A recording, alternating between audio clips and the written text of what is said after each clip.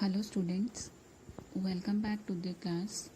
Today we will start section 3 of unit 1.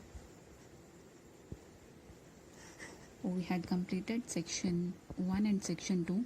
This is the third section of unit 1.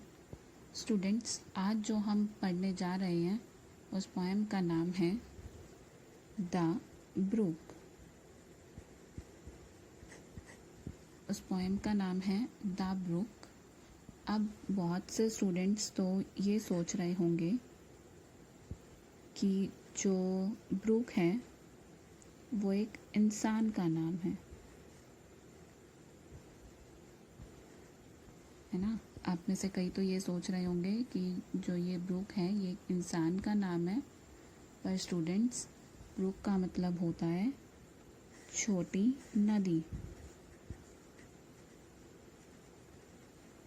जो छोटी नदी होती है उसे हम क्या कहते हैं? ब्रूक कहते हैं.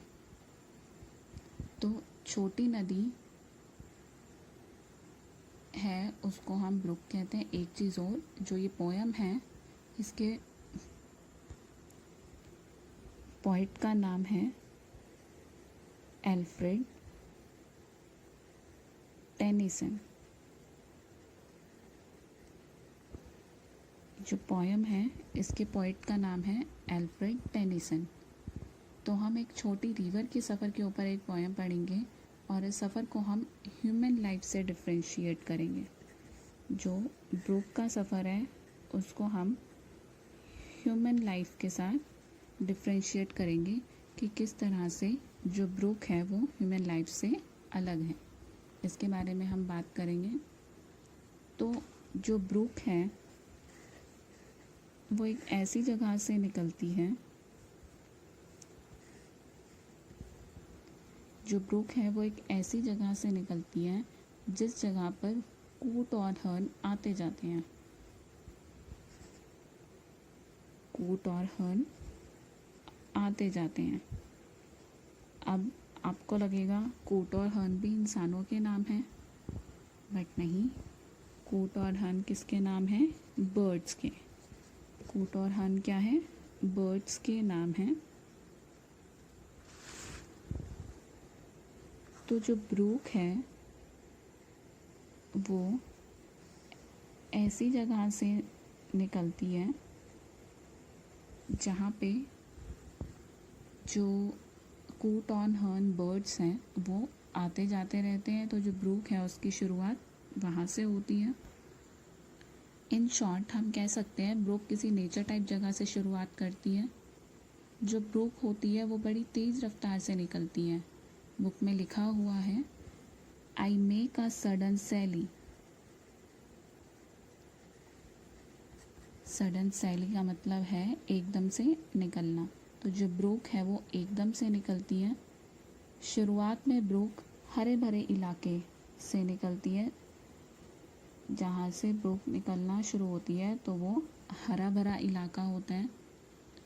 जो ब्रूक है वो शोर मचाती हुई वहाँ से निकलती है. बहुत शोर मचाती हुई जो ब्रूक है वो वहाँ से निकलती है. जो ब्रूक है वो 30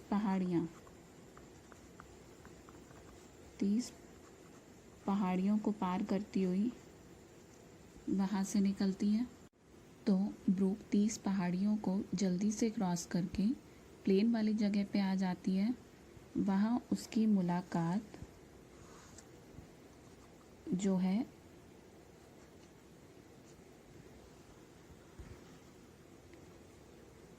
बीस गांव से होती है. 20 गांव उसे वहाँ मिलते हैं रास्ते में, और वहाँ से निकलते हुए एक छोटा कस्बा उसे वहाँ मिलता है रास्ते में. 30 पहाड़ियों को पार करती हुई रास्ते में फिर उसे 20 गांव मिलते हैं, फिर एक छोटा कस्बा मिलता है. फिर वो फिलिप नाम का एक इंसान है, उसके फार्म से गुज़रती है, उसके फार्म से निकल. इसके बाद बुक में बार बार एक लाइन आएगी बुक में ये लाइन लिखी हुई है, for men may come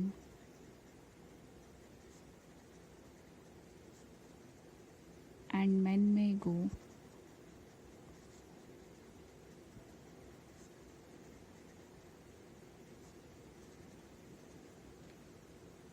but I go on forever.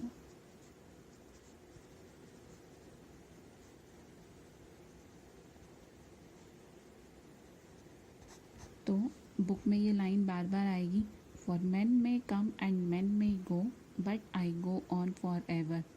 तो ये लाइन पोएम में बार बार आती है, इसका मतलब है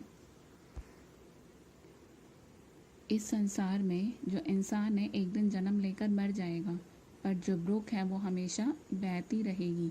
यही है ह्यूमन और ब्रुक के बीच में डिफरेंस, जो डिफ्रेंशिएट हमने कहा था हम करेंगे। For men may come and men may go but I go on forever।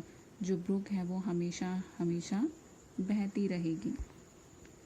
फिर जो ब्रुक है वो पथरीले रास्ते से निकलती है, चैटर करती हुई। चैटर का मतलब क्या होता है कि छोटी और तेज़ आवाज़ करना।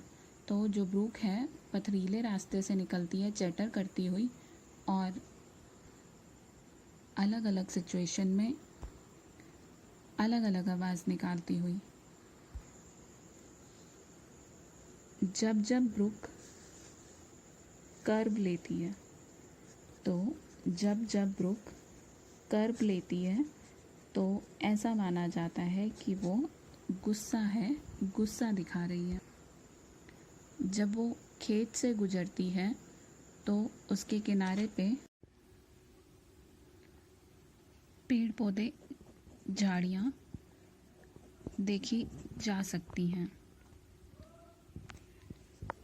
यहाँ झाड़ियों को पोयम में विलो वीड कहा गया है।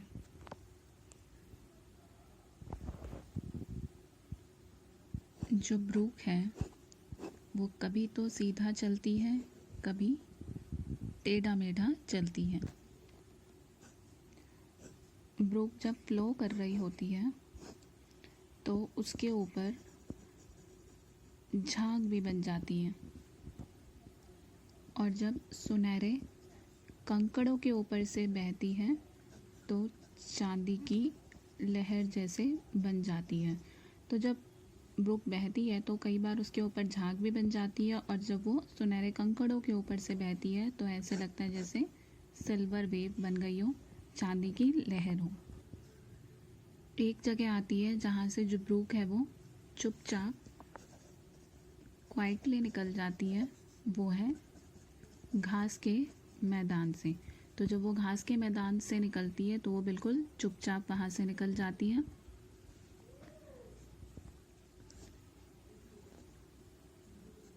अंधेरे वाली जगह पे जो ब्रुक है वो परेशान हो जाती है, और ब्रुक जब रोशनी वाली जगह से निकलती है तो वो खुश हो जाती है। और जो ब्रुक है रात में रेगिस्तान से कम आवाज़ करती हुई निकल जाती है। ब्रुक फिर घूम घाम के बड़ी नदी में मिल ही जाती है। लास्ट में फिर ये बात कही गई है, for men may come and men may go but I go on forever। Last में फिर से ये लाइन कही गई है। इसका मतलब मैं पहले भी बता चुकी हूँ। इसका मतलब है लोग, पीपल इस दुनिया में आते जाते रहेंगे, पर जो ब्रुक है वो हमेशा फ्लो करती रहेगी, बहती रहेगी। This is the summary of the poem the brook. In the next video we will read a line by line poem from the book. Bye bye.